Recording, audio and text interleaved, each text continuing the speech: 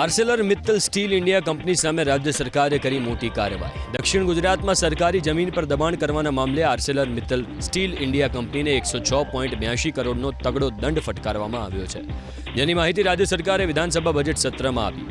સરકારી આંકડા મુજબ કંપનીને આશરે 391 વીઘા સરકારી જમીન પર દબાણ કરવામાં આવ્યું હતું। સમગ્ર મામલો બહાર આવતા જિલ્લા વહીવટી પ્રશાસને તપાસ હાથ ધરી। દબાણ થયાની પુષ્ટિ થતાં જ સરકારે દંડાત્મક કાર્યવાહી કરી છે। સરકારે સ્પષ્ટ કર્યું છે કે દબાણ કરાયેલી જમીન તાત્કાલિક અસરથી ખુલ્લી કરવામાં આવશે અને સરકારી માલિકીની જમીન પર ગેરકાયદે કબજો કોઈપણ સંજોગોમાં સહન નહીં કરવામાં આવે। જોકે સમગ્ર મામલે કોંગ્રેસના ધારાસભ્ય અમિત ચાવડાએ સરકાર પર ગંભીર આરોપ લગાવ્યા। ચાવડાએ આરોપ લગાવ્યો કે સરકાર ગરીબોના ઘર પર બુલડોઝર ચલાવે છે। હજીરામાં કંપનીએ 173 હેક્ટર જમીન પર દબાણ કર્યું છે।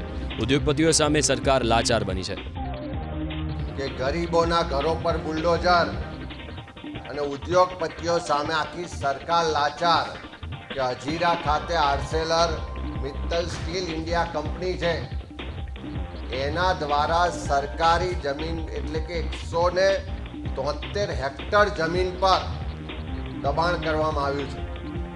અને આ પહેલી વખત નહીં, છેલ્લા કેટલાય વર્ષોની વિધાનસભાની પ્રશ્નોત્તરી જોશો તો દર વખત સરકાર રેકોર્ડ પર મૂકે છે કે આ કંપની દ્વારા અલગ અલગ સર્વે નંબરમાં કેટલાય વર્ષોથી દબાણ કરવામાં આવ્યું।